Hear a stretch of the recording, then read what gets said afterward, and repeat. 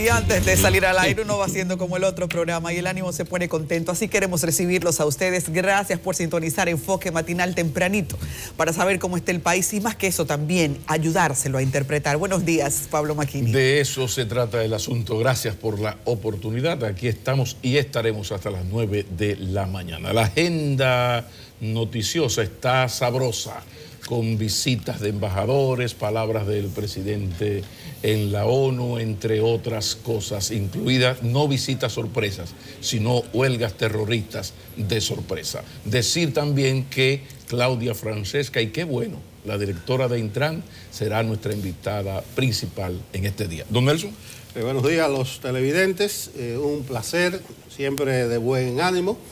Y yo voy a comenzar, como se está acostumbrando en este país a hacer los análisis, así al ojo por ciento, poniéndole a usted el tema del discurso de Danilo en las Naciones Unidas. Se pasó con 3 minutos, eran 15 y habló 18. Pablo Macchini. No, estamos improvisando.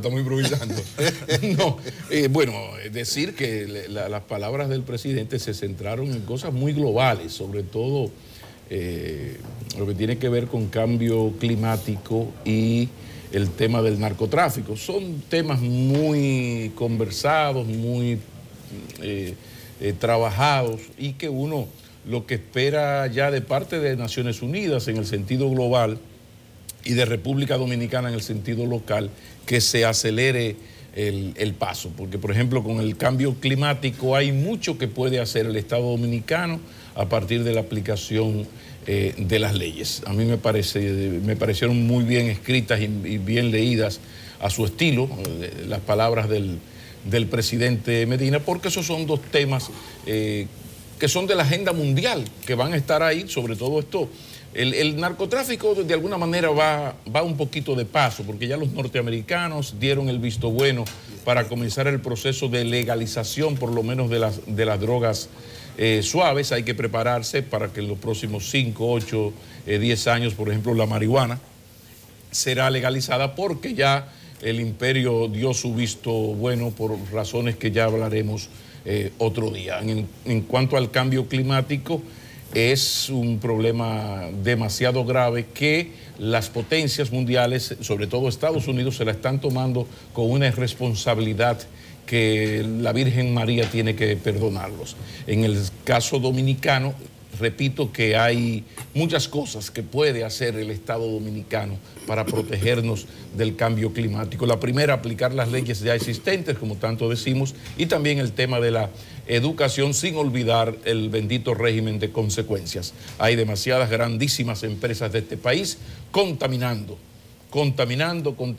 y siempre se dice, se le da vuelta a los temas para evitar, siempre hay un bengorita. Recuerden que yo creo que Adis no había nacido cuando se hablaba de la contaminación de estos barcos ahí en la afluencia de la Isabela, del río Osama y el río Isabela. Y por sobre todo también el cierre de granceras. Sí, y el cierre de granceras, ¿no? Ahora sí, en cuanto a las palabras del presidente, creo que faltó un tema, presidente, y es el tema Haití. Yo creo que cuando se está en un escenario mundial, como es el hablar en una asamblea de la ONU, hay que tocar temas tan sensibles como el tema haitiano, que es un problema gravísimo para la República Dominicana, porque es más que evidente que hay una decisión de las grandes potencias mundiales de dejarle el problema a la República Dominicana. Y los haitianos para nosotros no solamente son un problema, es que también se han convertido en la mano de obra por excelencia, el proletariado nacional, como yo le digo. Sí, pero ese proletariado nacional podría hacerlo si el Estado se decidiera a organizarlo, legalizando o no legalizando, sacando a los que no son legales y aplicando las leyes que tanto decimos aquí, ese bendito código laboral y la ley de migración. Pero el Estado Dominicano ni hace lo que tiene que hacer aquí y pierde ahora una excelente oportunidad de decirle a gringos, canadienses, franceses, europeos: pero venga acá, y toda la caballá que ustedes hablaron en el 2010 cuando el terremoto. Recuerdo ahora, se me quedó el dato, hace 8 años de eso, se me quedó el dato de los 10.000 millones de dólares que se necesitaban para reconstruir Haití y sobre todo Puerto Príncipe. ¿Dónde están esos chelitos? Llegó poco y de lo poco que llegó, una buena parte, las mafias de ONGs se lo han llevado y hay evidencias. Entonces, yo lamento que el presidente Medina no le haya dicho al mundo, una vez más, porque se lo dijo el presidente Mejía, así, un poco citando a Leonel Fernández, así no podemos, profesores, así no podemos, porque si nosotros tenemos un problema grave, y tenemos muchos problemas, es este asunto del tema haitiano, porque no tenemos interlocutor. Entonces, si Nelson y yo tenemos un problema, bueno, pues podemos discutirlo. ¿Y qué hacer cuando no es posible la discusión? Porque el Estado haitiano no solamente es fallido, sino que es en la práctica, digamos que inexistente. Entonces, es una situación difícil, por ejemplo, organizar la migración haitiana aquí, cuando estos señores, la mayoría no sabe lo que es un pasaporte, no sabe lo que es un acta de nacimiento, un nivel educativo paupérrimo. Entonces, tenemos un gran problema y el mundo debe saber que no somos iguales, que hay un respeto a su dignidad, a los derechos humanos, pero esa vaina no la entienden los europeos, no lo entienden. Ellos no entienden que esa media... Dios, pero... Y le está diciendo a alguien que ha discutido esto muchas veces durante muchos años. Cada vez que uno va a las Europas, siempre se encuentra con el mismo tema y la misma discusión. Entonces, ojalá que el Estado Dominicano se ponga las pilas en este tema y en la próxima oportunidad haga la denuncia y aquí tome las medidas que tiene que tomar. Porque el día que se caiga la economía, vamos a bailar pegados, lamentablemente. Totalmente de acuerdo, Pablo, contigo. Esa última parte la cotejé justo en el momento en que había terminado el discurso del presidente, porque estaba en el aire aquí y me tocó presentar la transmisión en vivo. Recuerden que los presidentes llegan ahí en un escenario ya muy estudiado, tanto por ellos como por sus asesores. O sea, los asesores del presidente Danilo le dijeron, ese tema no va, ese no es. Aunque había una gran expectativa que entendía que eso es un tema que República Dominicana necesita recalcar para contar con el apoyo internacional que tanto ha presionado a República Dominicana con el asunto haitiano. Otro más, recuerden que las grandes naciones marcan pautas y nosotros que tenemos tanta influencia de lo que Estados Unidos considera tiene que hacer un paisito como este, porque así lo llaman, y que sobre eso en los últimos años y en los últimos meses hemos recibido mucha presión sobre transparencia y que los niveles de corrupción puedan cesar porque se institucionalice con más fuerza el tema de la administración pública. Dos cosas que distintos sectores consideraron que los asesores del presidente iban a proponer para que fuera a buscar ese espaldarazo de los dineritos públicos y las opiniones de presidentes poderosos.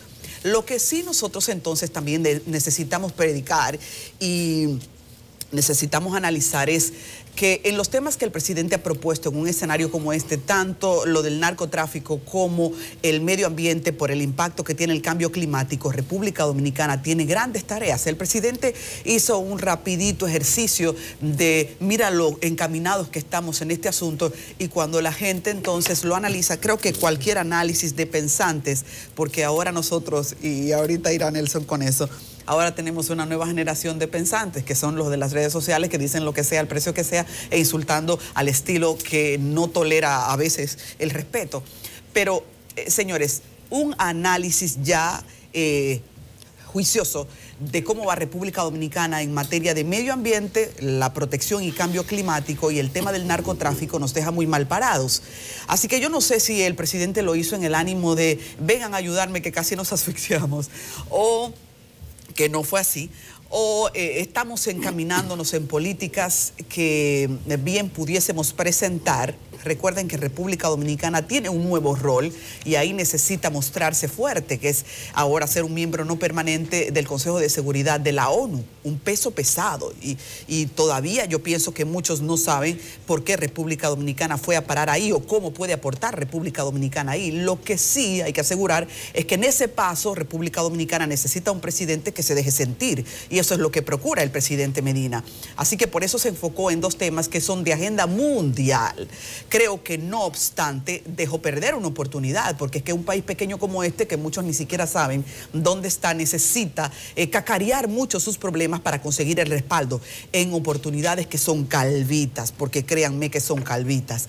Nelson tiene cosas muy interesantes sobre esto que decir también, pero al cerrar mi participación quiero decir que lo de medio ambiente es un asunto que en República Dominicana necesita ser tomado con más seriedad, más cuando sabemos que, por ejemplo, el recién salido ministro de Medio Ambiente, Francisco Domínguez Brito, solo por mencionar iniciativas que uno conoce muy bien, llevaba una agenda que aparentemente fue soltada en banda por la actual gestión y que no parece ser una prioridad del gobierno, porque cuando usted lleva encaminadas cosas que parecen estudiaditas, positivas, un plan que hasta necesitó cierto nivel de fuerza para poderse ejecutar, porque en la historia nadie había tenido esa capacidad, y de repente lo suelta en banda, entonces yo me tomo la interpretación de que no se lo están tomando muy en serio, o que hace falta alguien que desee pasar y pagar el precio político de tomar decisiones para que en materia de cambio climático, de medio ambiente y de desorden en esa materia, uno se la juegue como país. Nelson. Sí, lo que decía de los 3 minutos que se pasó Danilo, es obvio que era una caricatura. Claro, él se pasó 3 minutos, pero era para hacer un símil de los niveles de debates que se están intronizando en este país. Hay gente que inunda las redes, que discute, y no son más que improvisaciones, además gente sin autoridad, sin peso. A mí me llamó la atención, yo estaba viendo a CDN 37, como debe de ser, la locución de Danilo, y Adis era la encargada de presentar y despedir. Y cuando ella se estaba despidiendo, a los 5 segundos, de terminar el discurso, a ella le tembló en la mano la tablet, porque la inundaron de reacciones. Ella me dijo, señores, ¿qué reacción puede haber de un discurso en 5 segundos, en 10 segundos, en 20 segundos? Entonces yo creo que nosotros nos estamos dejando manipular de unos fantasmas con esto de las redes sociales que nos instalan los temas, que desnaturalizan el debate, que degradan los temas a veces con fines inconfesables. Y yo como ejemplo pongo el caso de la famosa entrevista de Yadna a Danilo. A la pobre Yadna la frieron en alquitrán, incluso salieron muchas voces a defenderla. Pero yo me propuse hacer un ejercicio. Ven acá, ¿y qué fue lo que le pasó a Yadna? Entonces, ¿qué es lo que resulta? Ninguna voz autorizada, entrevistadora, que hay entrevistadores buenos en este país, que pueden dar cátedra en toda Latinoamérica. Ningún entrevistador, ningún catedrático universitario, en ninguna escuela de periodismo se le criticó a Yadna. Solamente en ese estudio que hice, vi a un entrevistador de prestigio que no la criticaba a ella, sino en un ejercicio penoso dijo la pregunta que él le hubiera hecho. Entonces, ¿cómo se instaló ese tema? Por la bendita cuestión esta de las redes sociales. Entonces, el ejemplo de anoche de Adis, que recibió decenas de reacciones a los 5 segundos de terminar el discurso, ilustra de una cuestión muy perniciosa, porque el campo, el escenario, está para la gente que improvisa en las redes sociales, la mayoría de las veces con sandeces, gente que compiten en el humorismo repentino con Boruga, con Cuquín y con una serie de jóvenes, porque dicen lo primero que le llega a la mente. ¿Y cuál es el peligro? Que eso nos está sustrayendo de voces autorizadas, de personas, de instituciones, de universidades, que siempre han contribuido al debate en la República Dominicana, pero obvio, personas de prestigio, personas expertas, son enemigas de la chercha, de la degradación del debate y además de la ausencia de objetividad. Entonces quería hacer esa precisión porque me llamó poderosamente la atención lo que le pasó a Adis anoche a los 5 segundos de haber terminado la locución de Medina, la que yo creo, coincido en la mayoría de los aspectos con ustedes, creo que fue un escenario que lo supo aprovechar bien, es un escenario de primer orden, donde están representantes de los 193 países que integran las Naciones Unidas, los temas elegidos como el cambio climático, como el narcotráfico y el crimen organizado son muy puntuales. La sugerencia que hizo que los que más contaminan, que los que más dañan el cambio climático aporten más. Lo mismo que los países que son la matica de consumo de droga también aporten más recursos para el combate de estos males. Nuestro saludo a esa comparecencia del presidente Danilo Medina. Creo que como él inició su discurso, es la primera vez que lo hace habiendo sido el país electo como miembro no permanente del Consejo de Seguridad, y creo que para la República Dominicana y su política exterior fue un gran logro. Pero en eso de las redes, un consejo no solicitado tiene que ver con... El límite mío es el insulto. Cada quien habla desde su formación, desde su experiencia, sus frustraciones, sus penas, alegrías. Todo eso tú tienes que leerlo y prestarle atención o no prestarle. Ahora, lo lamentable es cuando, al yo quedarme sin argumentos, paso al insulto. Otra cosa son opiniones que no tienen ni pie ni cabeza y que denotan mucha ignorancia, pero insisto, quien está escribiendo no es un especialista en el tema y tiene todo el... Recuerden a Cantinflas, nuestro problema es la falta de ignorancia. Entonces hay mucho de eso, pero eso es una libertad. El problema es cuando esa libertad pasa al libertinaje porque entra a la ofensa. Por ejemplo, yo creo que a Luis Abinader, a Hipólito Mejía, a Fidel Santana y a Guillermo Moreno, usted le pregunta por los viajes del presidente Medina y le va a hacer un reconocimiento en este sentido. En la historia dominicana no ha habido un presidente que viaje tan poco, tan breve y con tan pocas personas como Danilo Medina. Ayer estaba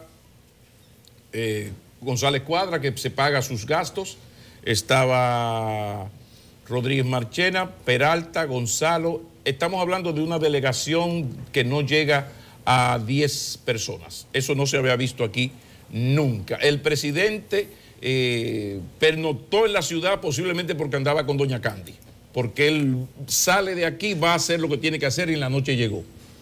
Entonces, a Danilo Medina le hemos criticado muchísimas cosas en su ejercicio de gobierno. Ahora, si uno no quiere ser un terrorista de la palabra y quiere ejercer este trabajo con cierta dignidad y profesionalidad, tiene que ser objetivo, aunque tenga que soportar insultos, porque por ahí anda la cosa. Si uno hace una opinión aquí que no coincide con lo que piensa el otro no le da un argumento, sino que insulta. Y uno en este trabajo intenta, dentro de lo posible, hablar con datos. O sea, cuando yo estoy diciendo que yo no recuerdo un presidente que viajara con tan pocas personas como Danilo Medina, no es que me cae bien Danilo Medina, que es de San Juan de la Maguana, que pasa por Baní. No. Esto es un dato objetivo. Entonces, hay que aprender a bregar con esto. Adis, mucha salud mental en esto, que el límite sean los insultos. Además, decir, medio en broma, medio en serio, que después de la creación de la rueda, la invención de la imprenta y el nacimiento de las mulatas, pocas cosas hay en el mundo más interesantes que en Twitter una cosa que se llama silenciar. Entonces, yo admiro mucho a un señor que se llama Virgilio Bello Rosa, que una vez el presidente de la República le dio un boche siendo el procurador, y él dijo que él era uniboche, y se fue para su casa. Entonces, en esto nosotros toleramos un insulto, porque ya el segundo no va a llegar, porque hay una cosa maravillosa, bella, que se llama silenciar. Búsquenla, díganle a sus hijos, que nosotros somos muy brutos, los mayores, que le ayuden a buscar silenciar y verán qué cosita más chula. Brevemente, sobre lo que se refiere Nelson, es porque en el momento en que terminaba el discurso, que duplicaba la cantidad de audiencia que tenemos siempre en el Facebook Live, yo decía, señores, increíble cómo los amores y los odios de una manera tan rápida están ya en las redes sociales dejándose sentir a propósito de lo que está hablando el presidente. Uno no, porque es que sabe que muchos de estos comentarios están dirigidos de parte de grupos políticos y ustedes que son muy experimentados, veteranos en estos temas de manejos políticos, saben y hemos discutido fuera del aire como aquí hay oficinas solo dedicadas a influenciar en debates de redes y usted cree que hay 100 gentes opinando del asunto y eso es en una redacción política, la gente tratando de marcar temas en las redes. Entonces no nos referíamos a ningún comentario en específico porque uno sabe que muchas de estas cosas están manipuladas, pero hay una realidad, ese nicho de las redes es una realidad que es imposible negar. Bueno, un saludo a los interactivos que nos acompañan a esta hora de sus respectivas oficinas. A propósito de redes sociales, yo quiero suscribir unas palabras de ayer del Procurador General de la República a propósito del caso Pablo Ros. Como ustedes saben, se le puso medida de coerción, 3 meses de prisión en Najayo Hombre, pero quiero referirme al llamado que hizo el Procurador de que los medios de comunicación se limiten al cumplimiento estricto de la ley 13603 del Código de Protección a Niñas, Niños y Adolescentes. ¿Qué dice ese código y qué es lo que advierte el Procurador? Que no se pueden exponer ni compartir nombres de menores, tampoco fotos ni información alguna. Entonces, ese código es estricto en eso para proteger a esa persona, a esos niños, a esos adolescentes que han sufrido diferentes tipos de violencia, en especial delitos sexuales. En este caso, en el de Pablo Ros, ningún medio establecido, ni siquiera digital y mucho menos escrito, ha transgredido estas normas, pero sí en las redes se han estado exponiendo, está haciendo morbo con esta situación, y yo llamo la atención a que se cumpla estrictamente con esto. Un error que están cayendo algunos medios es que dice que no compartan nombre ni foto. Ellos no dicen ni el nombre ni foto, pero dicen el nombre de la mamá, del papá, de la calle donde vive, cuáles son sus vecinos, y la ley penaliza esos asuntos. Entonces, hay condena hasta de cárcel. Entonces, cumplamos esta parte del Código del Menor, que encierra un gran contenido humano, ético, moral, porque hay que ponerse en el lugar de la víctima, en este caso esa jovencita, de sus familiares, de los familiares de Pablo, de su esposa y su niña de 4 años, de los familiares de la víctima. Yo espero que, así como estoy abogando por el cumplimiento del Código del Menor, también que este caso sea aleccionador. Yo creo que debe darse un ejemplo, ya que se trata de una persona muy conocida, para enviar un mensaje a la sociedad de lo que es bueno y de lo que es malo, y esto ha sido muy malo. Fíjate que justamente coincide con la condena de Cosby en Estados Unidos, en un momento en que el mundo le está prestando atención al tema del acoso. Y como durante muchos años el acoso era institucionalmente un código que la mujer tenía que tolerar, pues yo creo que es importante que comience ese poder de la ley también a hacer los cambios que hace falta en la práctica. Señores, aunque la gente hoy tenía grandes ansiedades sobre si el tránsito iba a continuar en medio del caos, pues qué bueno que no es necesariamente un capítulo como el de ayer, pero las autoridades no quisieron soltar lo que se supone es un nivel importante, la prevención. Así que algunos puntos de la ciudad continúan militarizados, como en la Lincoln, en donde, recuerden, hay un nuevo corredor de la onza bajo la amenaza de los choferes de que no quieren que eso se ejecute. Es una realidad el corredor de la onza para la gente. Daya Sen está en la Lincoln. Buenos días, Daya.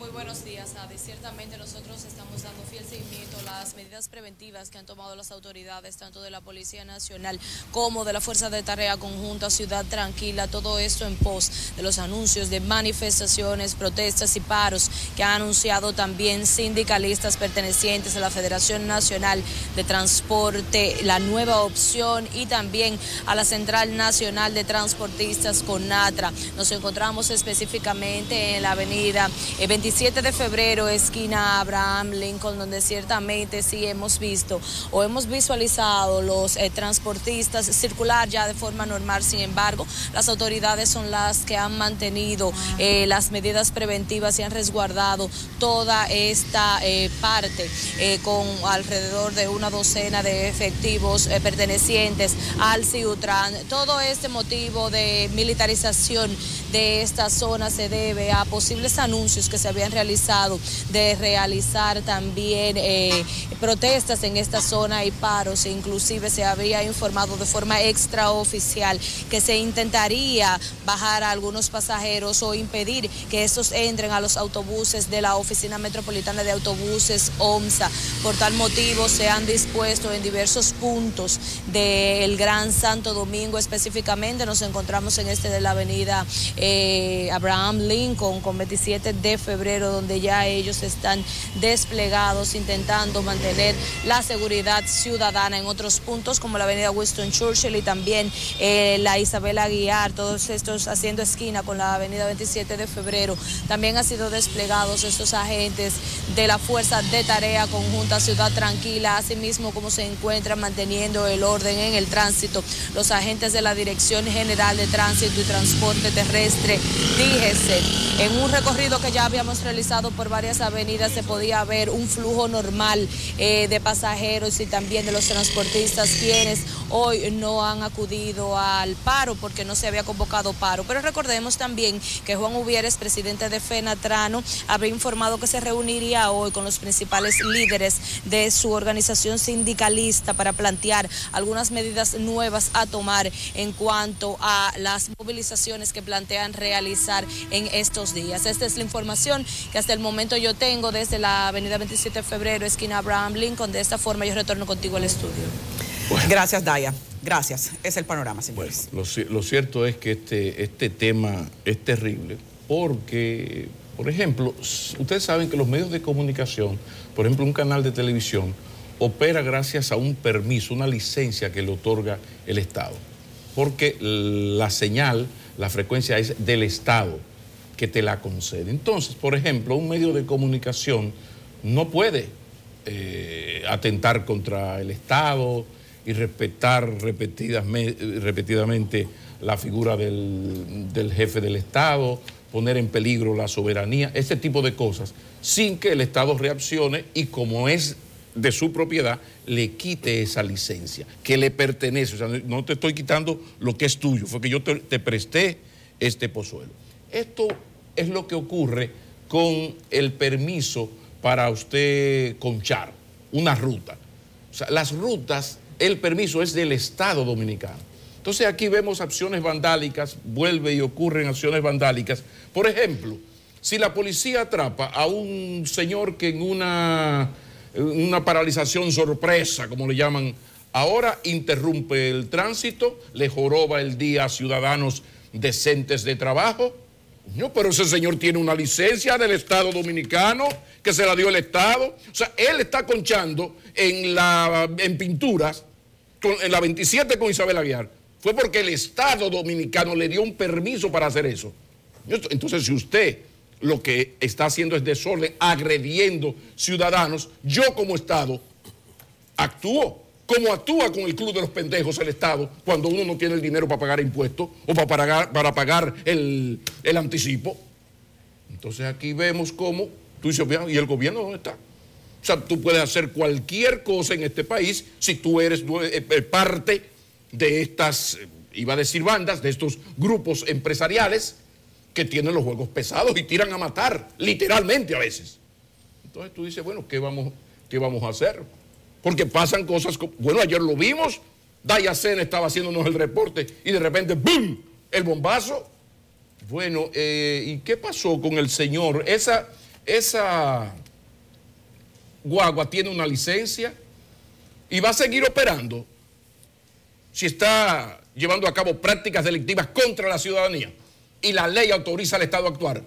No, porque ellos son poderosos.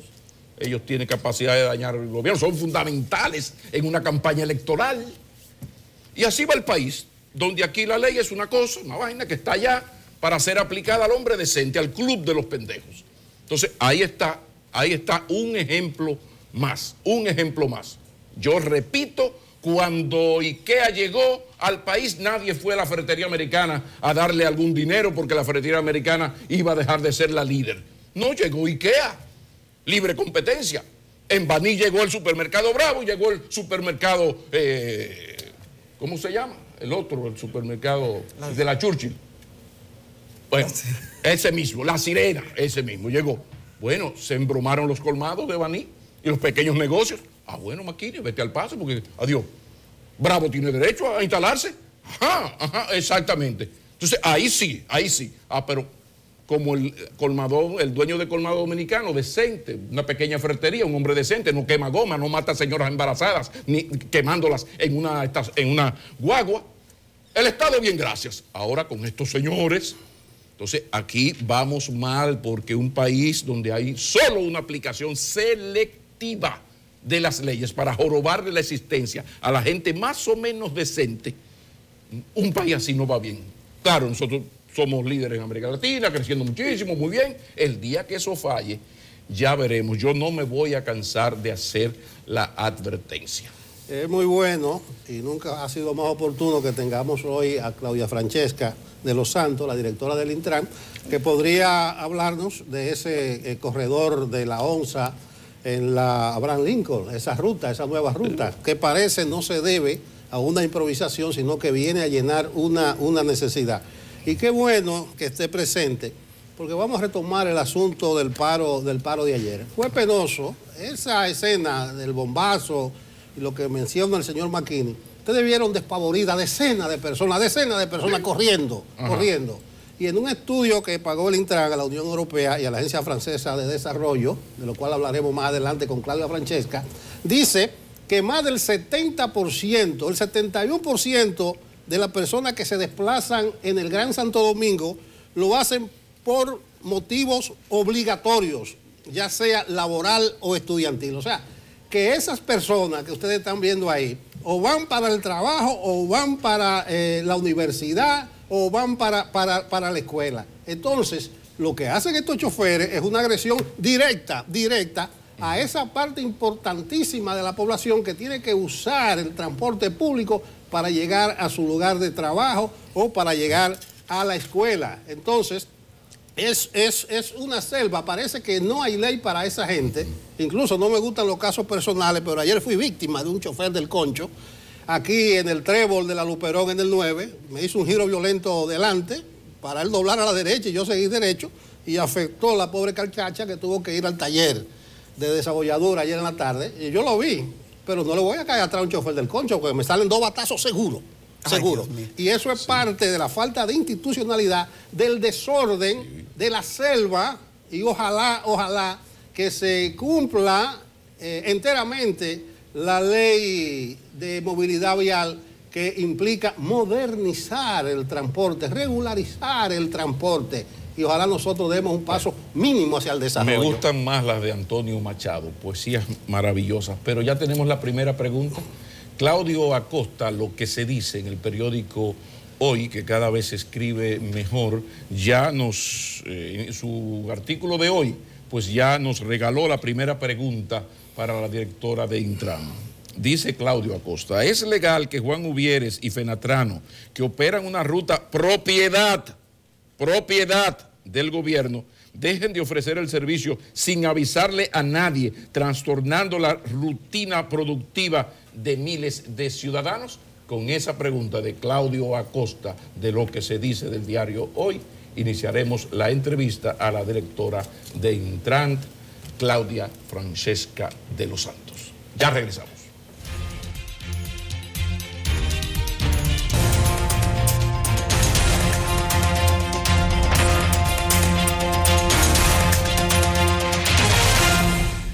Continuamos en esta entrevista central de Enfoque Matinal. Ya la anunciamos. Claudia Francesca de los Santos, que es la directora de Intran, está con nosotros y recibe de inmediato, además del saludo, la primera pregunta. ¿Es legal que Juan Uvieres y Fenatrano, que operan una ruta que es propiedad del Estado, del gobierno, dejen de ofrecer el servicio sin avisarle a nadie, trastornando la rutina productiva de miles de ciudadanos?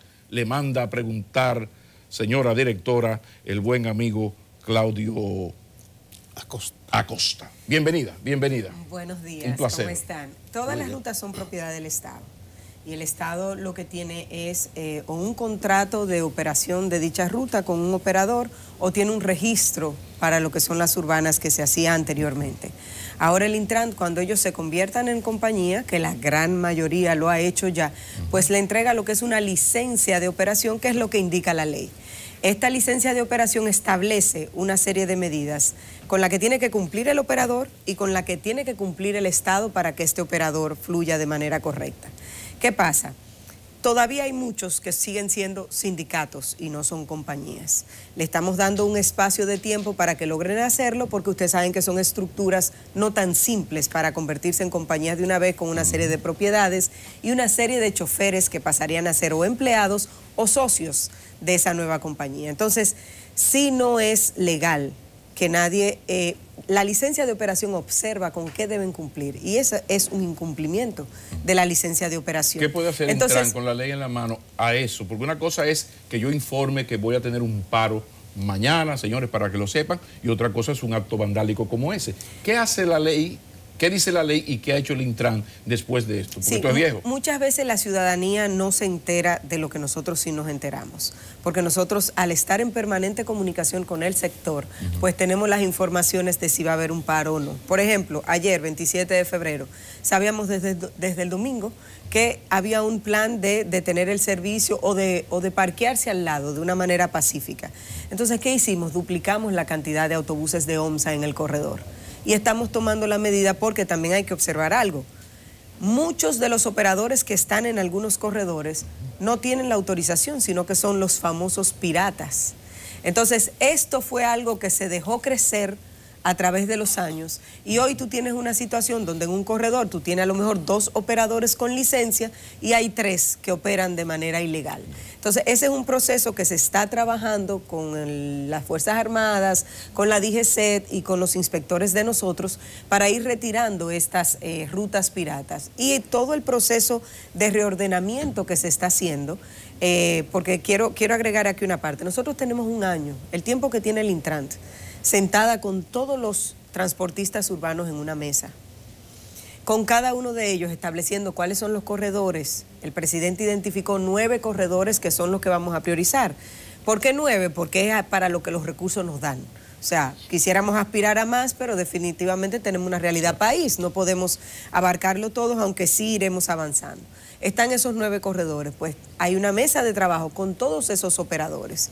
Y le puedo decir que ya hay 2 o 3 que están conformando su fideicomiso, como lo establece la ley, para lo que es la adquisición de estos autobuses, que por primera vez la adquieren ellos mismos, no el Estado Dominicano. Y se le ha dado prioridad a los que son operadores de esos corredores, pero los que no lleguen al proceso y nosotros sigamos adelante, porque la parte nuestra no se detiene, pues nos veremos en la obligación como Estado de comenzar a licitar las rutas como lo establece la ley. O sea, si tú no puedes darme lo que yo necesito, pues yo licito la ruta para entonces tener un operador en ese corredor. Ayer escuché al director de la ONSA decir que la ruta de la Lincoln obedece a un estudio. Y ayer mismo me enteré que el Intran pagó un estudio de movilidad a la Unión Europea y a la Agencia Francesa de Desarrollo.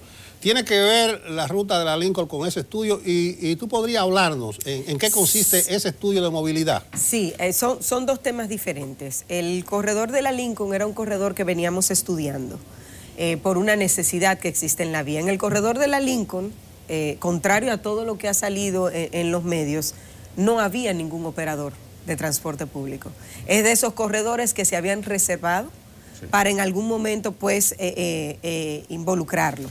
Entonces, en la Semana de la Movilidad, que es esta semana, dijimos, vamos a hacer el piloto de Abraham Lincoln, vamos a ver cómo va, porque así medíamos un poco, porque tenemos una necesidad de estudiantes que van a la OIM y a esa parte de la ciudad, tenían que hacer un recorrido muy largo dentro de la ciudad para llegar. Inmediatamente abrimos Lincoln. Por ejemplo, ayer en el turno de la mañana, solo de la mañana, transportamos cerca de 800 personas. O sea, un corredor que en 4 horas te transporte 800 personas recién abierto, pues es un corredor importante. Entonces, ese es una parte. Es como un piloto que tenemos, una prueba con ese corredor. Han habido choferes de la Lope de Vega que han protestado, pero realmente el Lope de Vega no tiene nada que ver con Lincoln. Es un corredor totalmente aparte. Sí, pero ellos van de la Lope de Vega al hospital infantil. O sea que toman esa parte. Sí, pero toman el último tramo donde no se generan, en esa dirección no se generan usuarios. Los usuarios vienen desde la Kennedy y desde Los Ríos, básicamente por la estación del metro, más los que salen del metro que van a las diferentes oficinas que están en la Lincoln. Entonces, eso fue la cantidad de personas que quisimos mover. Ellos concluyen un pequeño tramo al final de la Lincoln, que es ya para seguir su recorrido adicional. Lo del estudio. Lo de la Agencia Francesa de Desarrollo es una donación. Es una donación que conseguimos, la Agencia Francesa de Desarrollo, es un estudio que vale $500,000, concluye en marzo del año próximo y fue en todo este afán una donación que conseguimos de la Unión Europea y de la Agencia Francesa de Desarrollo para hacer este estudio. Un estudio muy importante porque esos estudios existían, pero se hicieron cuando iba a iniciar Metro. Por lo tanto, no estaban actualizados y conseguimos con la Unión Europea pues que nos financiara este proyecto, incluso con sus técnicos. Ellos mismos hicieron la licitación, está la compañía internacional Sistra haciéndolo y los resultados que dimos ayer son los resultados que responden a la encuesta en hogar que se hizo. Queríamos saber cómo se movía la gente y hacia dónde se movía la gente. Y ustedes vieron los resultados, o sea, claramente está establecido que el 42% de las personas se mueve en transporte privado y solo un 36% en transporte público. De este 36%, el 9% en metro y el resto en los otros sistemas de transporte, incluyendo OMSA. Entonces, estos datos son sumamente importantes. Ver que el 70% de la ciudadanía se mueve por obligación, ya sea por trabajo o por estudio. Entonces, definitivamente el Estado Dominicano está abocado a gobernar para los más. Los más en este caso son los usuarios. Y todo lo que ustedes han visto es porque llegamos a la conclusión de un proceso con el sector. Ya el sector tiene las especificaciones técnicas de los autobuses, tiene toda la estructura con la que debe cumplir y ya llegamos a todos los acuerdos. Cada uno de estos acuerdos que yo llego con ellos en mesa en el Intrant, yo debo validarlo con el presidente de la República porque al final hay temas que tienen que ver con aduanas, con impuestos internos, que esa es la decisión final y tengo que consultarla. Pero ya terminamos el proceso. Entonces, ahora comienza quiénes participarán y quiénes no. Es una decisión de cada uno de ellos. Hemos dicho, el presidente Danilo Medina siempre ha permitido que cada quien proteste, pero pueden hacerlo, pero de una manera pacífica y que sepan que el orden público se va a garantizar. Y por eso ustedes han visto la ciudad como la han visto, porque definitivamente el Estado está decidido a que los dominicanos tengan un sistema de transporte masivo en autobuses como debe ser, como le corresponde. O sea, da pena que la gente... ¿Tú sabes qué pasaba ayer? Bueno, no, que vamos a paralizar el sur. Y yo decía, bueno, pero esa persona no tiene muchas opciones en el sur. ¿Qué fue lo que pasó? Todo el sur, que está compuesto por CONATRA, por UNATRAFIN, por varias instituciones, trabajaron. O sea, todo el sur trajo la gente del sur. Cuando llegaban a Pintura, la acción que ustedes vieron en una guagua es que se montaba una persona en esa guagua y le decía a los pasajeros, se tienen que desmontar. Y por eso ustedes ven la acción... ¿Cuántos están presos? Eso que subieron y decían eso, agrediendo a sus ciudadanos. ¿Cuántos están presos? ¿Cuántos años le caen? El proceso judicial. Hay varios presos y se están sometiendo a la fiscalía para que inicie el proceso. Pero además de eso, nosotros tenemos más de 50 vehículos presos, solos de lo que pasó ayer. Porque la DGCET, el Intrant, Fuerzas Armadas y la Policía Nacional tienen un mandato claro de que este proyecto va. O sea, por ejemplo, con Fenatrado, que logramos pues que este paro, todos estos temas tienen que ver con el precio del combustible. Lamentablemente la República Dominicana no está en capacidad de manejar el precio del combustible porque no somos productores de combustible y dependemos de muchos países para esto. Entonces, bueno, sí, ese es el tema, pero debo sentarme con el Estado a ver cuáles pueden ser las salidas. Y le puedo decir que la agenda que llevó Fenatrado a la mesa que se conformó, a la mesa preliminar de trabajo, porque ayer se conformó lo que es la mesa definitiva que hablará con ellos. Fueron puntos muy válidos, fueron puntos muy bien trabajados por ellos y muchos de ellos son factibles, son cosas factibles, pero muchas veces la falta de comunicación y el afán de algunos dirigentes de creer que se pueden quedar fuera de alguna negociación cuando el presidente cada reunión que ha hecho con el sector la ha hecho con todos. El presidente no se ha reunido con ninguno de manera particular para hablar temas de transporte. Habrán conversado otros temas, pero no temas de transporte. Siempre lo hacen en esa mesa y con el grupo completo, con todos los representantes. Entonces, por esa parte pueden estar tranquilos. Esa mesa que estará conformada por el Intrant, el ministro de Obras Públicas, el ministro de Interior y Policía y Portuaria, aunque se pueden llamar otros actores del Estado dependiendo del tema, pues comenzamos a trabajar para el jueves esta primera reunión que tenemos con Fenatrado para eso. Entonces, ¿qué dice Fenatrado? Bueno, sí, perfecto, vamos a ver los puntos y se detiene el paro, porque al final tú haces el paro, ¿qué ganas? O sea, no ganas nada porque no hay una solución que tú como Estado puedas dar de inmediato y debe quedar muy claro, y el mismo señor presidente se lo informó a ellos, que aquel subsidio que tuvieron alguna vez no regresa, porque eso fue algo que no debió ocurrir. Ocurrió y el Estado está claro de que son medidas que no se deben volver a implementar. ¿Y se puede conocer la ración del BOA que será distribuida con estos señores? ¿De qué manera van a ser beneficiados? ¿Si habrá un renove morado? ¿Qué facilidad? Porque todo esto, la tradición desde un Unachocín, cuando Claudia Francesca gateaba, años 70, desde un Unachocín aquí la tradición es esa. Primero, que hay una desautorización de la persona, de la institución responsable de hacer el trabajo. Todo termina en el presidente, pero termina en el presidente porque él es el que puede distribuir la ración de UA. ¿Qué se le va a dar? ¿Qué se habló que se pueda decir aquí? ¿Alguna importación de vehículo, un renove morado, una facilidad, un cariño por la izquierda? O sea, en confianza ya. Mira, no, esta vez no hay ningún renove, ni hay ningún subsidio ni nada por el estilo. Sí que estamos garantizando una libre competencia, porque es cierto, especialmente con el sector carga. No hay un tratamiento igual al sindicato como al empresario privado. Entonces, ¿qué debemos garantizar? Que vayan a la par. Entonces, la ley le indica al Intran que no establece la tarifa para el transporte de carga. Pero le van a aplicar la ley a Fenatrado por primera en todos estos 40 años, sí. O sea, hay una decisión de aplicarle la ley, ni el CONEP ha podido y las familias. No, pero recuerda, pero el CONEP tampoco es tan inocente. Pero no han podido lograr que el gobierno funcione, haga su trabajo. No, recuerda algo importante, por primera vez hay una ley que toca el transporte de carga. El transporte de carga nunca tuvo ley. Eran medidas que se tomaban entre unos y otros. Vamos a hacerlo así, vamos a hacerlo así. Por eso la pregunta, ¿hay decisión de aplicarle la ley a Fenatrado? Sí, pero no, es que no es así, es a transporte de carga. Para el Intran no existe... No, pues porque... Bien, ponlo así. Hay muchos privados que dan transporte de carga. Pero Muchísimos privados. No son violentos ni abusadores. Pero vamos a ponerlo en el escenario, que corresponde. Son terribles. Para el Intran, transporte de carga son todos. Ellos han querido ir a decir, no, que yo soy el sindicato, no, que yo soy el privado. No. Para el Intran, transporte de carga son uno solo. Pero a los que le tiene miedo el gobierno es a Fenatrado por su capacidad de dañar y buscar muertos. Sí, pero le voy a decir algo. Mira, ya las cosas no son como antes. En los dos escenarios, transporte urbano. Antes, hace muchos años, decían, bueno, vamos a parar la ciudad. No existía metro, no existía teleférico, no existía OMSA. Existían unas guaguitas de una trata y demás. Ayer, un paro, vamos a parar. La gente se movió. ¿Qué tuvimos que hacer en metro ayer? ¿Qué hizo la gente? No encontró transporte.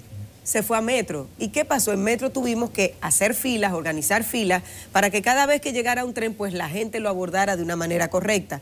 OMSA, duplicamos las unidades en los corredores que tenía que ser. O sea, ya la gente ayer llegó tarde, pero llegó. Antes no llegaba. Debemos interrumpirte porque Daya Sena está en la UAS. Algo está ocurriendo, informaciones importantes. Daya, adelante.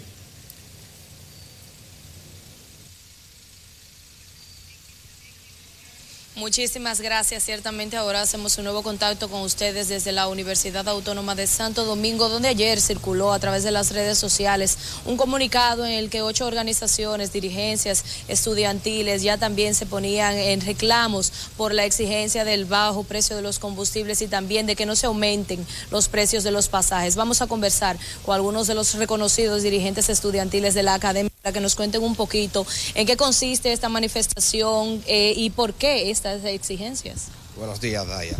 Desde hace varias semanas diferentes organizaciones estudiantiles hemos venido discutiendo La situación inaguantable del aumento de los combustibles que dará como resultado final y ha dado el aumento del pasaje de algunas rutas universitarias.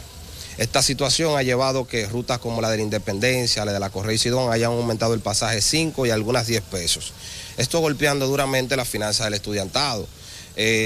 Nosotros manejando la realidad de que la juventud de nuestro país, más del 29.4%, está desempleada y no podemos enfrentar la situación del costo que implica en nuestro presupuesto del aumento del pasaje. En vista de esta situación, nosotros nos reunimos y ayer de manera firme y responsable fijamos nuestra posición. Primero, llamando al gobierno a buscar alternativas que eviten que los choferes y las centrales choferiles se vean en la obligación de aumentar el pasaje y eso dé como resultado final que nosotros nos veamos afectados. Nosotros planteamos ayer que en los próximos días estaremos movilizándonos de manera pacífica y cívica.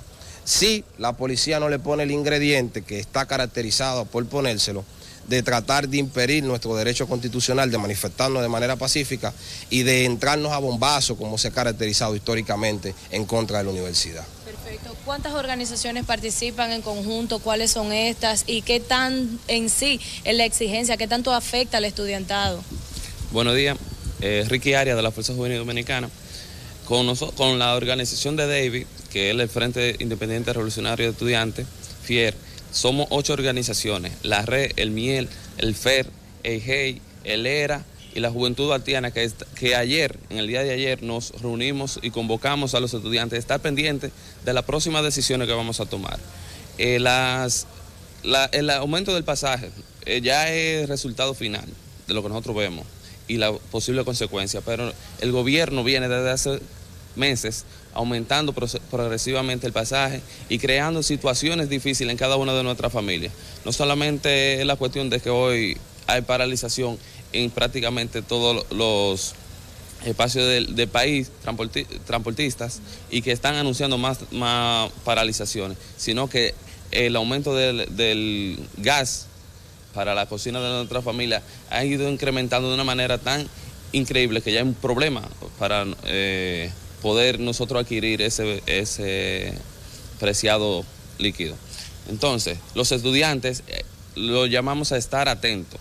En los próximos días nosotros, hoy posiblemente anunciemos nuestra próxima actividad. Nosotros como estudiantes y dirigentes estudiantiles no vamos a permitir que el gobierno siga abusando de nuestra clase estudiantil, que es la más golpeada por este tipo de medidas. Perfecto. ¿Cuáles rutas o de cuáles rutas es que se ha percibido este aumento en los precios del pasaje? Son diversas las rutas, porque se da la situación que los estudiantes que se desplazan del interior, por lo menos San Cristóbal, Yamasá y eso, nos han explicado que las diferentes rutas también han aumentado entre 5, 10 y hasta 20 pesos la situación de Baní y 50 pesos. Entonces nosotros por eso salimos al frente a llamar al gobierno y específicamente al Intran, que la directora hoy estaba en el canal, principalmente en Enfoque Matinal, el programa, a que busque alternativas y que evite que situaciones que ya se han superado en el pasado por lo que tiene que ver por el asunto del pasaje, se vuelvan a presentar en esta universidad. Bajo ninguna circunstancia nosotros vamos a hacer que paguemos los platos rotos del aumento de los combustibles a consecuencia de los abusivos impuestos que el gobierno le impone a los mismos. Hacemos un llamado también a los demás sectores de la sociedad a que unamos esfuerzos con el objetivo de enfrentar la política empobrecedora del gobierno, ya que como planteaba el compañero Ricky, nosotros también nos vemos afectados en nuestros hogares con las finanzas de nuestra familia, en vista de que el gas licuado de petróleo es el principal combustible que utilizamos para cocinar y también está por las nubes. Eso implica también que nosotros también estamos protestando por lo que tiene que ver por un sinnúmero de situaciones que nos afectan como juventud en el día de hoy. Perfecto, muchísimas gracias. Ya escuchaban ustedes las declaraciones de los estudiantes de la Universidad Autónoma de Santo Domingo, quienes ya se muestran cansados por los aumentos de los precios de los pasajes que les afectan tanto como estudiantes y que una gran parte de ellos se encuentra desempleado. Esta es la información desde la UAS. De esta forma retorno nueva vez con ustedes al estudio. Gracias, Daya. Bueno, los estudiantes me dan un pie de amigo, Claudio Francesca, para hacerte una pregunta. Hay parte de lo que ellos dicen que no identifican bien cuál es el objetivo. El Intran tiene la exclusividad de la fijación de las tarifas, además de regularizar. Ellos denuncian un par de rutas en la capital, otra del sur. Hemos visto en la zona este de la capital también, que choferes se toman la atribución por cuenta propia. ¿Ustedes tienen conocimiento de esa situación y qué medidas están adoptando? Todo eso está levantado. O sea, cada uno que, incluso hay algunos que le hemos hecho bajar el precio del pasaje igual. Pero escuchando a los estudiantes, realmente te surge la pregunta, bueno, ¿qué quiere el estudiante? ¿Un sistema de transporte que realmente le garantice su movilidad de una manera eficiente, cómoda o tranquila? ¿O quiere seguir en ese sistema de transporte que tiene que usar, que muchas veces es abusado, maltratado y todo lo demás? Entonces, tú piensas, ¿qué hace un estudiante que no tiene un vehículo peleando por el precio del combustible si tiene todo un sistema de transporte? Por ejemplo, OMSA, teleférico y metro son 20 pesos y recorres casi la ciudad completa. OMSA son 15 pesos y lo estamos reforzando en corredores como el de la Independencia, que sabemos que existe la situación de que, bueno, muchas veces ellos no se pueden manejar como indica. Entonces yo invito a los estudiantes de nuestro país a que entiendan que el Estado Dominicano lo que está es trabajando por ellos y para ellos, no para temas políticos, y que ya esos tiempos de estar defendiendo, al final se ponen a defender temas políticos y cuando hacen los desórdenes que hacen, pues ni los miran y los dejan solos. Entonces ya esos tiempos pasaron, ya tenemos que superar esas etapas. ¿Qué puede hacer el Intran cuando una asociación de microbuses, las que vienen del sur, le da por aumentar? Y ustedes saben que lo aumentó un técnico de Intran, se encarama en la guagua y se da cuenta que lo aumentó, no está autorizado por el Intran. ¿Qué le ocurre a ese señor? Nosotros estamos siempre en una supervisión permanente. Con este tema del aumento del combustible, pues algunos han tomado medidas, pero recuerda que muchos de ellos tienen el famoso bono gas. Pues el bono gas es una especie de subsidio que el Estado le da al chofer directo para que pueda manejar esta situación. Entonces, todo aquel que decide aumentar, lo primero que estamos haciendo es que le estamos quitando todos los bonos gas, porque si tú aumentaste sin autorización es porque tú no necesitas ningún tipo de ayuda. Déjame dársela a uno. Pero la ley, ¿qué le autoriza? ¿Qué puedes hacer? Yo aumento lo que quiera. La ley te da varios pasos. La ley primero te dice que debes notificar que estamos conscientes del aumento. Y va una serie de procesos y llamados a la institución y concluye con el retiro de la licencia de operación. ¿Qué tiene que ocurrir para que un señor pierda esa licencia? Existen dos llamados. Después del segundo llamado, pues entonces el Intran procede a eliminar la licencia de operación y a licitar la ruta. Nosotros hemos dado el documento de licitación, lo hemos consultado con varios países, pero realmente en ningún país de Latinoamérica se había hecho una real licitación de una ruta. Y entonces el Banco Interamericano de Desarrollo nos está apoyando con este documento y la semana próxima pues tendremos ese documento listo y ustedes verán publicado las primeras licitaciones de rutas. Régimen de consecuencias. Sí, esa ley, no solamente por nueva, sino por lo abarcadora. Sí, es muy amplia. Muy amplia, tantas cosas que uno no sabe por dónde marcharte. Pero si no la dejan trabajar, menos. Bueno, pues hay un problema. Sócrates, estamos fajados trabajando. Así no podemos. Hay un plan nacional de seguridad vial. Sí.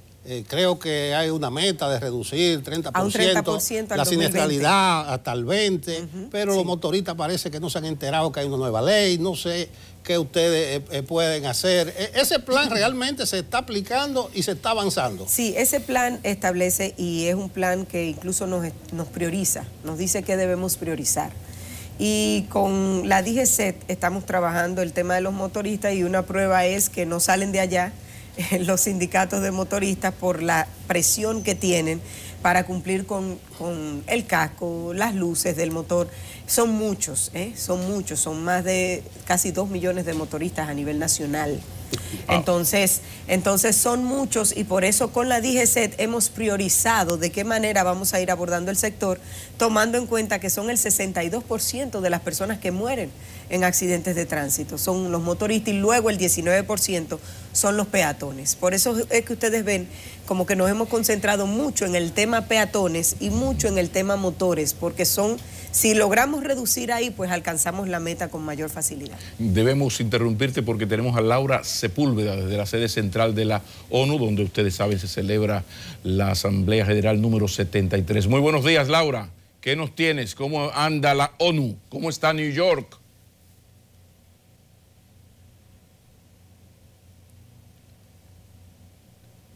parece que el delay se exageró más de la cuenta. Estamos tratando de tener comunicación con la periodista de La Voz de América, Laura Sepúlveda, para que nos cuente pues cómo se va desarrollando la Asamblea General de las Naciones Unidas. Ahora sí, Laura, adelante. Sí, señora, ahí los escucho perfecto. Adelante, adelante. La conexión acá es un poco complicada precisamente porque hay más de 3.000 periodistas y toda la gente que asiste normalmente a la Asamblea es una cantidad impresionante, así que quiero explicarles un poco por qué el problema de conexión.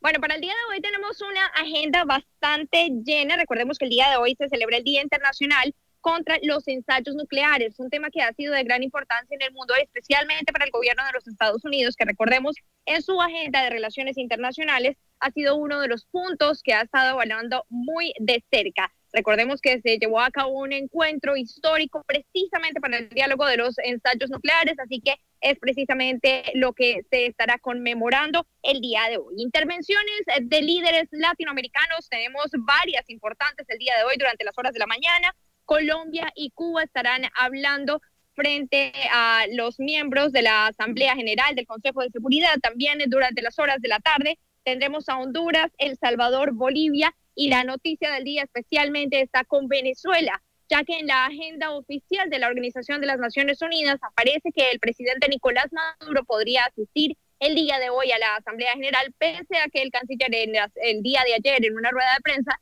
dijo que él todavía lo estaba analizando por temas de seguridad, pues teme venir a los Estados Unidos. Recordemos que la sede de las Naciones Unidas está ubicada en Nueva York y precisamente era uno de los temas que él decía estaba analizando para saber si podía asistir el día de hoy. El discurso se daría hacia las 5 de la tarde, momento en el que está una rueda de prensa del presidente Donald Trump, que es a las afueras de las Naciones Unidas, así que hay escepticismo si definitivamente estos dos líderes se encontrarían, pero la sola venida del mandatario venezolano causaría, por supuesto, sí, toda la atención de los medios. Laura, ¿sabes si Luis Almagro, el señor de la OEA, anda cerca? Hasta el momento no hemos tenido confirmación de si él está o va a asistir durante el día de hoy, pero pues por supuesto más adelante si llegamos a tener información al respecto les haremos saber. Contamos contigo, muchísimas gracias. Laura Sepúlveda, de La Voz de América, desde la sede central de las Naciones Unidas. Excusas de nuevo, pero como usted ve, estamos hablando pero de perfecto, que este programa tiene esa facilidad para nuestros televidentes. Andamos por el mundo. Continuamos. Sí, entonces le decía que habíamos dejado esa conversación en la parte anterior, que había cambiado todo. Le expliqué la parte urbana, pero en la parte de transporte de carga, por ejemplo, esta vez habíamos coordinado con todo el sector privado para que le íbamos a garantizar la seguridad y para que trabajaran en los puertos. Y ya esto estaba coordinado con los dos puertos principales, ya RNTT tenía el listado de todos los camiones. ¿RNTT qué es eso? RNTT es un organismo que Transporte terrestre, me imagino que la TT. No, ese organismo lo que valida es todo el que entra al puerto. Todo el que entra al puerto debe estar autorizado por RNTT. Okay. RNTT se encarga de hacerle los estudios de doping, que la licencia esté al día, no se reporta cualquier anomalía. Entonces, todos los listados de los camiones privados que pudieran no estar registrados en RNTT ya estaban coordinados. O sea, a lo mejor iba a ser más lento, porque no eran la cantidad de vehículos suficiente, pero estaba garantizado que el puerto no tenía que cerrar y que la carga se iba a mover. Entonces, al final tú dices, bueno, pues vamos a sentarnos, vamos a ver cuáles son los temas para llegar a un acuerdo. Y le puedo decir que sí, con transporte de carga hay una serie de medidas que hay que tomar para que la competencia entre todos los actores, no únicamente el sindicato, sea una competencia leal. Pero ¿por qué el CONEP no es inocente? Que dijiste ahorita, me llamó la atención. Mira, es que ¿En qué han fallado los señores, vamos a decir, los príncipes del capital? No digamos el CONEP, ni ningún organismo, sino todo aquel que maneja transporte de carga, que hay de ellos, hay de la IRD, hay transportistas privados, de otras organizaciones. Entonces, todos ellos saben que la competencia no es leal entre los grupos. Entonces, las autoridades vamos a trabajar para que entre ellos haga una competencia leal, porque la ley es muy clara. La ley le dice al Intran, usted no pone tarifa, pero usted tiene que garantizar que haya una competencia, oferta, demanda en el sector. Entonces, aunque ellos no han pedido, bueno, que establezcamos una tarifa, no. Establecer una tarifa sería una violación a la ley por parte del Intran, pero sí vamos a apoyar en que haya una competencia leal entre ellos. Qué bueno que estés aquí, Claudia Francesca, porque no solamente orientamos a los televidentes, sino que se orienta a uno. Sí. El asunto de la chatarra, de los vehículos. Yo te oigo decir que eso va a ser al paso, que no puede ser de golpe y porrazo, pero yo digo, pero se puede ir haciendo, por ejemplo, no renovarle la revista. Ha comenzado a funcionar realmente, porque uno parece, es la percepción de que ve más chatarra todos los días. Lo que pasa es que a veces, y ustedes lo comentaban un día en el programa, bueno, que el Estado está callado, que el Estado no dice, pero por lo menos yo soy una persona que trabajo a los resultados. O sea, me gusta más venir a decir qué logramos, a decir cada paso que estamos haciendo para llegar a. Pero hablando un poco de la chatarrización, al día de hoy nosotros tenemos de cada corredor cuántos vehículos se van a chatarrizar y cuánto va a costar esa chatarrización. Y ya con el sector nos hemos sentado a hablar cuáles son los vehículos que pasan a este proceso. ¿Qué pasa? Para sacar estos vehículos, los autobuses ya deben estar aquí, porque no podemos dejar a la ciudadanía sin el servicio. Entonces, cuando me refiero a que va a ser por partes, por ejemplo, hoy hay 2 corredores que están ya conformando su fideicomiso. Ya tú sabes que esos 2 corredores van a trabajar primero. Y para esos 2 corredores nosotros estamos listos. Lo que sería la chatarrización, lo que sería toda la organización, las paradas, cómo van señalizadas, absolutamente todo de esos 2 está listo. ¿Qué estamos esperando? El fideicomiso del Intran, que es a través con el que interactúa con el fideicomiso del operador. En ese momento comienzan a llegar los autobuses, inicia la chatarrización. Autobús que llega, vehículos que se chatarrizan para no dejar a la ciudadanía sin el servicio en ningún momento. Finalmente, finalizando para terminar ya, en 30 segundos, ¿cuándo se va a decidir el Estado a aplicar a todos la ley de tránsito y no a hacer una aplicación selectiva? Porque uno ve el carro del señor de clase media, decentico y con todas las de la ley, y ve en la calle carros destartalados, y los DGCET se atreven a parar a un señor de clase media que tiene un vehículo de 2 años porque le falta cualquier cosa. ¿Esa aplicación selectiva va a terminar? Sí, eso termina, pero todo es un proceso. O sea, venimos de décadas sin ningún tipo de control. Y no podemos esperar que una ley que apenas tiene un año, en un año pues logre hacerlo todo. ¿Y no se podía flexibilizar un poco para el club de los tontos con P? Sí, se está flexibilizando un poco. Lo que DGCET no está permitiendo es las luces en rojo, porque eso no tiene nada que ver con el vehículo que tengas. Conducir con el celular tampoco tiene nada que ver con el vehículo que tengas. Y conducir bajo los efectos del alcohol tampoco tiene nada que ver con el vehículo que tenga. Entonces, en esos temas estamos siendo más fuertes que en otros. Tú tienes, por ejemplo, los vehículos del transporte público, algunos son tan viejos que venían sin cinturón de seguridad. Y si lo vamos a chatarrizar, tú realmente le vas a decir a él, bueno, mira, instálale el cinturón de seguridad, si en 6 meses te voy a chatarrizar el vehículo. Entonces, hay que coger y dejar y manejar las situaciones. Tenemos una realidad como país de la que debemos estar conscientes. O sea, no somos Europa ni Estados Unidos, aunque estamos iniciando un proceso que somos el último país en Latinoamérica que lo ha iniciado. Todos los países de Latinoamérica, pero qué bien, porque así tomamos todas esas experiencias en lo que ellos han fracasado y en lo que han triunfado, y nosotros copiamos los modelos que realmente debemos copiar. Todo un placer esta útil y necesaria conversación con la directora del Intran, Claudia Francesca de los Santos. Todo un placer. Me gustó. ¿Cuándo vuelvo? Esto es tuyo. Uno no pide permiso para venir a su casa. No, tú ves que aquí hay gente amiga que coincide con tu causa. Y además que no es tan fiebre León como y lo importante es explicar claramente a la población de qué se trata todo esto. Pero la próxima vez tiene que venir sin Emily Valdera, porque entonces uno se presiona, condiciona la entrevista. No te presiones. Vamos. Ya regresamos.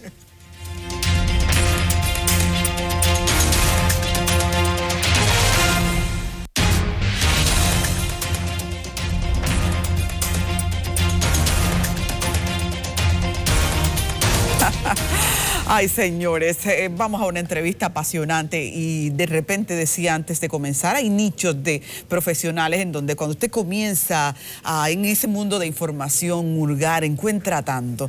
Vamos a presentar de inmediato para esta entrevista a la doctora Rosy Pereira, es geriatra, pero yo pienso que decir geriatra queda pequeño, queda corto, porque es una mujer que ha profundizado bastante, que ha trabajado en muchos proyectos para a nivel de la ley garantizar derechos y también estudios para las personas que son ahora adultos mayores. Y no solo es un asunto de que interese a los adultos mayores, es que allá, según la ley de la vida, en un momento vamos todos.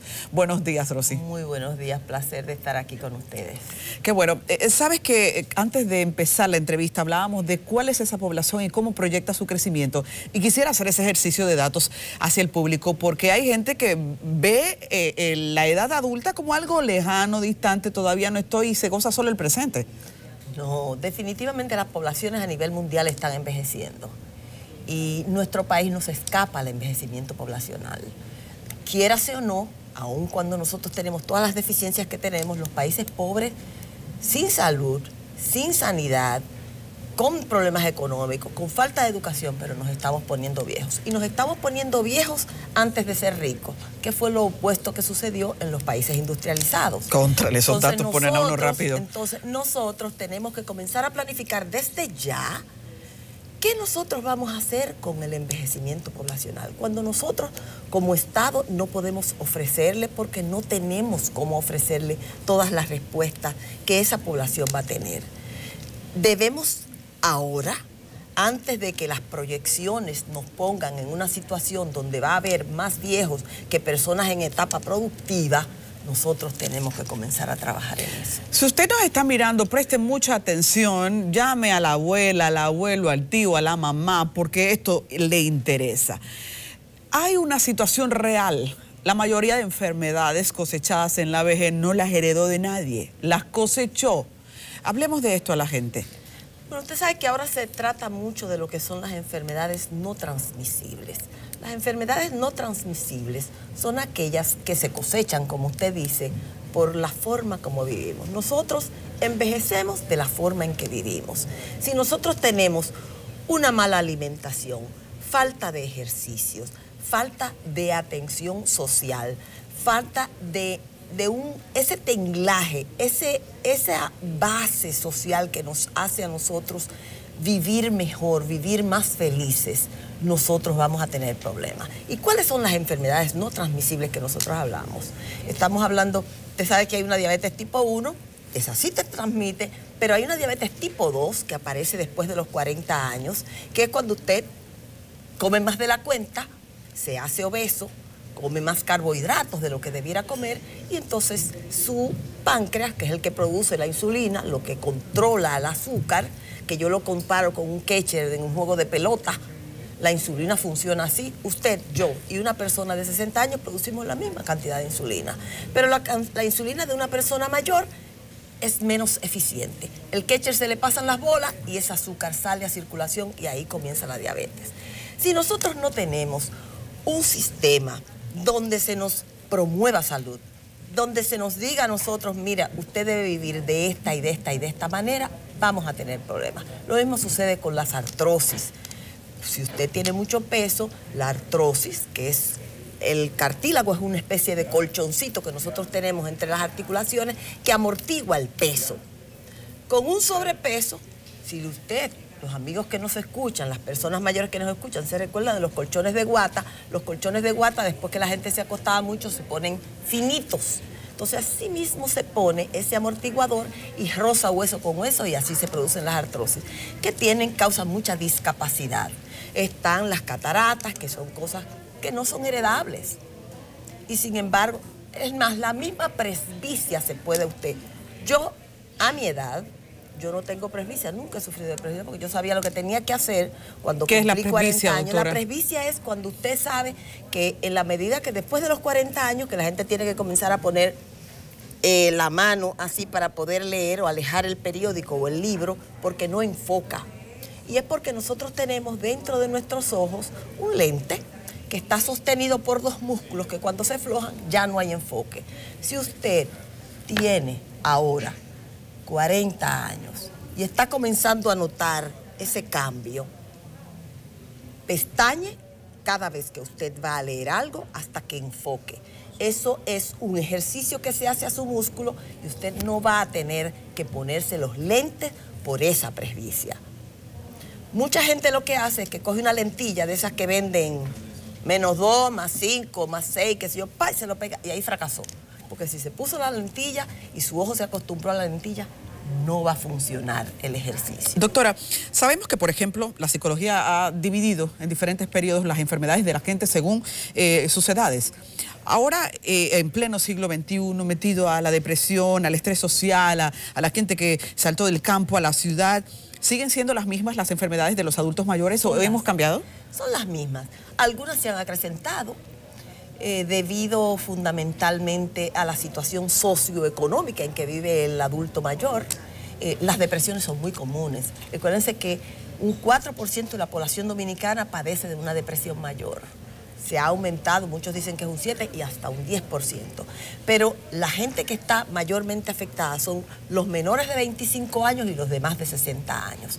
Entonces, cuando usted se deprime, la vida le cambia, se enferma más fácil, magnifica las enfermedades que tiene. Y hay otra enfermedad que no es transmisible y que sí se presenta más en la medida que van avanzando los años, son las demencias.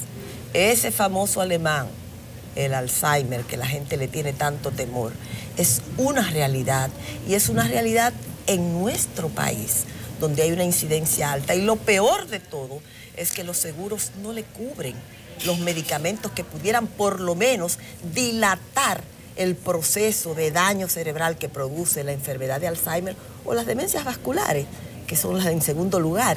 Entonces, si nosotros, eso no está cubierto, eso tiene que diagnosticarse temprano. Ahora venimos a celebrar el Día Mundial de Alzheimer y tenemos que tenerlo eso pendiente. Señores, tenemos que trabajar en los factores de riesgo. ¿Cuáles son los factores de riesgo para las demencias? Ya que están establecidos: la hipertensión, el alcoholismo, la hipercolesterolemia, quiere decir comer más grasa de la cuenta. O sea, nosotros si tenemos más grasa de la cuenta en nuestro sistema, vamos nosotros a ser más propensos a desarrollar problemas cerebrales. Y las depresiones, que producen una cascada de deterioro cerebral con el tiempo, que llevan a la gente más fácil a padecer de una demencia. Doctora, y de repente tengo un adulto mayor en casa, o simplemente no está en casa, pero es mi mamá, le quiero dar cuidados. ¿Cómo poder protegerla de la depresión? Porque es una edad en que haberse retirado de la vida laboral activa también hace que la gente esté en una especie de guardia baja y se caiga ahí muy fácilmente. Inclúyanlos en todo. Que esa persona no se sienta inútil, porque usted lo está incluyendo en todo lo que pasa en la familia. Hay amores que matan, yo le digo a mucha gente: mamá, siéntate, no, hombre, quédate tranquila, tú has trabajado mucho durante toda tu vida, quédate tranquila ya, no hagas nada. Eso es fatal para una persona mayor. ¿Seguro? Déjelo que mientras tenga el deseo y la habilidad de hacerlo, que haga lo que quieran hacer. Antes las abuelas tejían, ¿qué se puede recomendar que haga ahora? Porque tejer como que ya dejó de ser una prioridad, pero... Tienen que tener estímulo cognitivo. Yo les digo a ustedes que el dominó, el romi, los crucigramas, los rompecabezas, son cosas que van a mantener la persona activa. Y búsquele un grupo. Que ellos, señores, la edad va a depender de cuál es la actitud del individuo. Nosotros envejecemos cuando no vemos futuro. ¿Y qué nosotros tenemos que hacer? Que en vez de hacer planificaciones a largo tiempo, en la medida que vamos aumentando en edad, la vamos a cortar las planificaciones. Y el planificar y decir: los martes y los jueves yo me voy a juntar con mis amigas a tomarme un té y a chismear. Eso ayuda. Esas son planificaciones, y a sentarse, a jugar, a discutir, si les gusta la lectura, discutir un libro, comentarlo con sus familiares, con los amigos. Esas son cosas que se pueden hacer. Sabemos que hay un proyecto de ley por ahí caminando que no ha conseguido progresar debidamente y que se refiere a los derechos humanos de la persona envejeciente. En un país como este eso debería ser tomado en serio porque sabemos que el envejeciente cae en una especie de abandono social. Sí, nosotros tenemos aquí la ley 352-98, que es la ley de protección a la persona envejeciente, pero nos hemos dado cuenta que nos hemos quedado muy cortos y que necesitamos un impulso que vaya en dos vías, desde dentro y desde fuera. El de dentro lo tenemos, cojeando, pero lo tenemos. Pero nos falta la Convención Latinoamericana de los Derechos Humanos de las Personas Mayores, que se ha identificado como una cosa que tiene un carácter que obligatoriedad. Implica que los gobiernos tengan alguna obligación de cumplirlos. Y entonces nosotros ahora mismo estamos abogando, está en Cancillería, se está discutiendo y esperamos, tuvimos muy buena receptividad cuando fuimos hace 2 semanas y nos entrevistamos con el embajador encargado de los acuerdos multilaterales, muy buena receptividad, y la embajadora Radis Polanco, que también estuvo con nosotros, y estamos impulsando eso. Yo creo que son mecanismos que nos van a ayudar a visualizar el envejeciente en toda su magnitud, como un ser humano, no ser considerado objeto de dádiva, sino sujeto poseedor de derechos. Pero, doctora, cuando hablamos entonces de que se cojea y que necesitamos el soporte de una convención internacional, ¿cuáles son esas debilidades a nivel de derechos humanos en las que estamos ahora mismo pecando? Mire, señora, cuando nosotros, la gente puede decir, bueno, la Carta de Declaración Universal de los Derechos Humanos es suficiente. No es suficiente, porque hay derechos al adulto mayor que se le violan constantemente. ¿Cómo cuáles? El derecho al trabajo. Aquí, señores, 35 años se le hace difícil a la gente conseguir un trabajo. Y lo publican, violando los derechos, violando la Declaración Universal de los Derechos Humanos. Pero esa persona no entra en la legislación de un adulto mayor. No, pero le estoy, para que usted vea por dónde comenzamos, ¿eh? La Constitución de la República dice que todo el mundo tiene el derecho a trabajar mientras esté apto. Sin embargo, aquí publican en los periódicos para menor de 35 años. Eso es discriminación. Sí, sí. Entonces, esa discriminación por edad es una cosa que afecta y que nosotros tenemos que defender. Nadie se puede quedar fuera. Todo el mundo tiene que ser incluido. En los objetivos de desarrollo sostenible, que también estamos trabajando, todo el mundo tiene que ser incluido.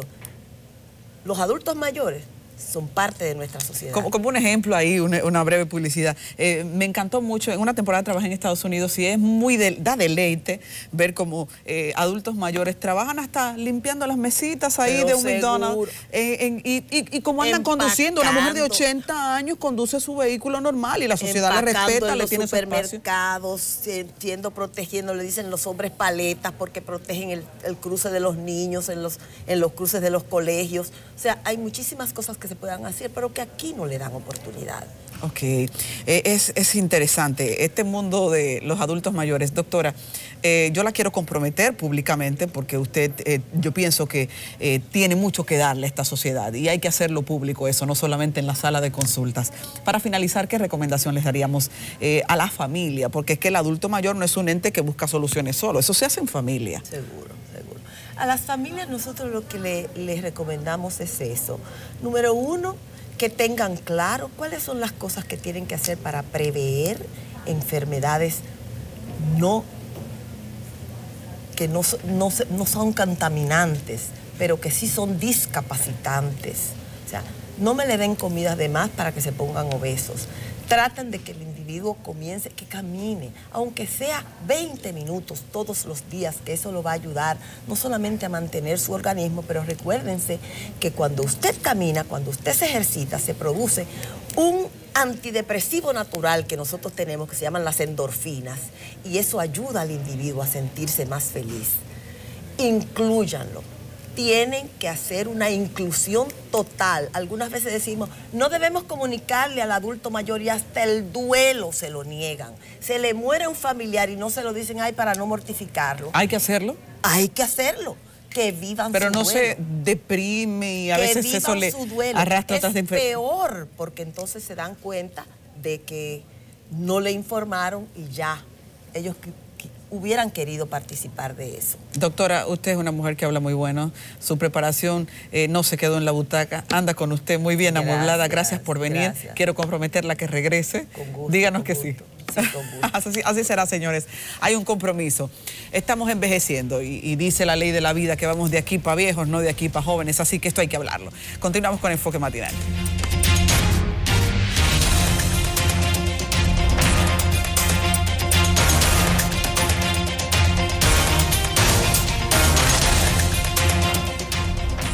Bueno, continuamos con Enfoque Matinal. Cedo la palabra al señor Pablo Macchini. No, minutos finales.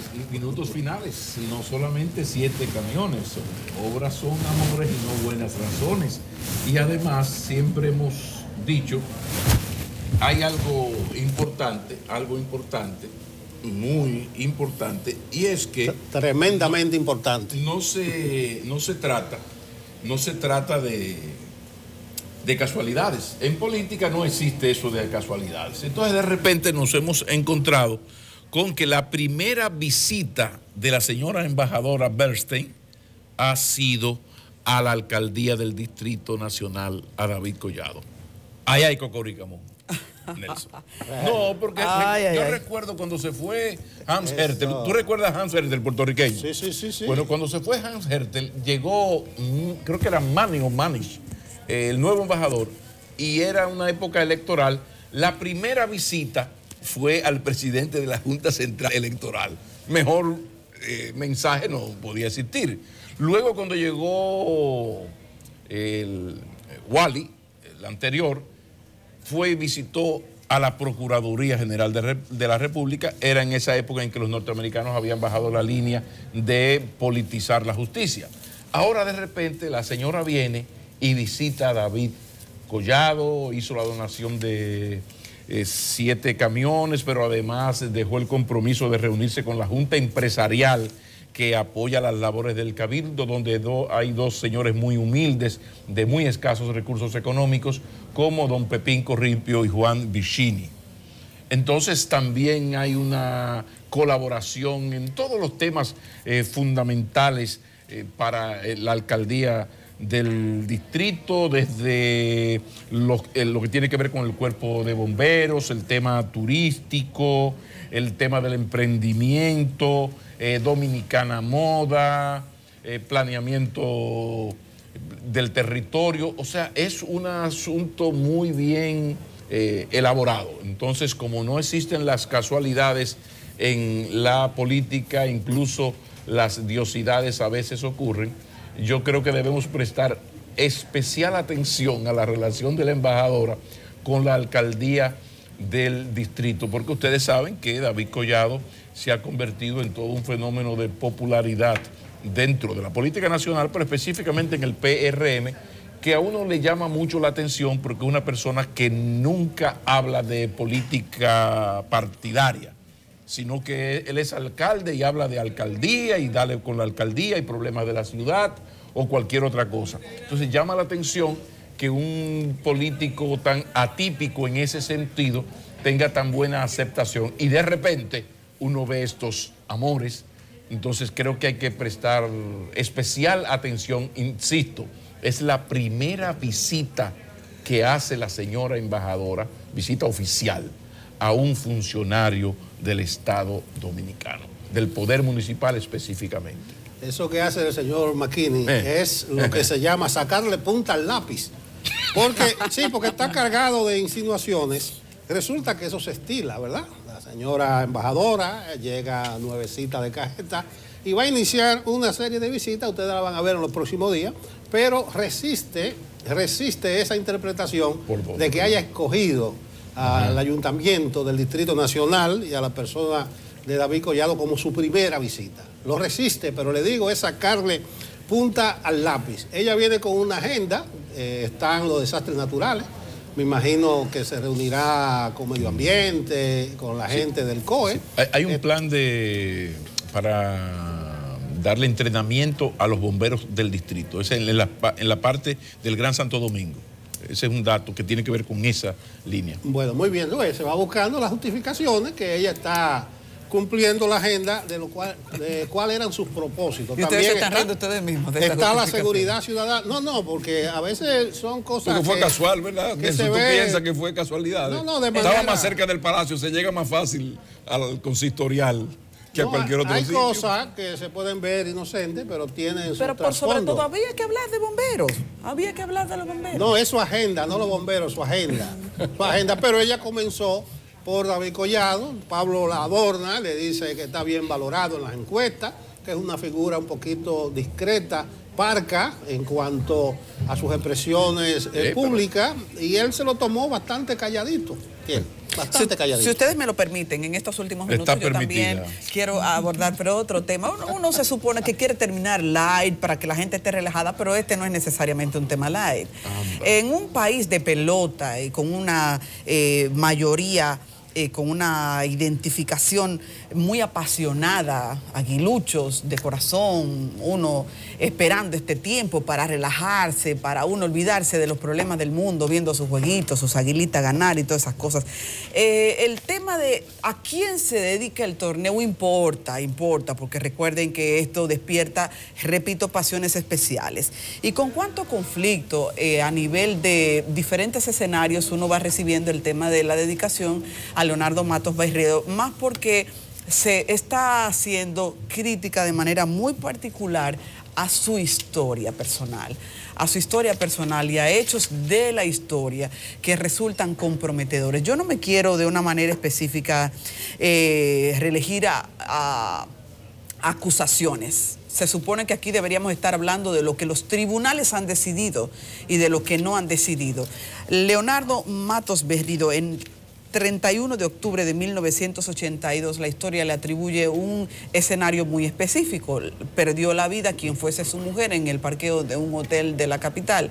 A partir de ahí se entiende que fue favorecido por un escenario que no judicializó eso de una manera directa y que lo llevó a una circunstancia de supuestamente accidental. ¿Cuántas cosas han pasado desde entonces? Más cuando el poder político está de por medio, porque ha sido un dirigente político durante mucho tiempo. Entonces, todo esto hace que se reciba entre críticas el torneo de béisbol. Repito, ¿qué hizo la justicia y qué no hizo la justicia? Deberían ser los hechos que se discutan. Pero en un panorama de tanta preocupación sobre la violencia de género, esto tiene un valor también. Y tiene un valor porque muchas veces las sociedades juzgan, y con razones, lo que no se ve. Y yo lo dejo hasta ahí.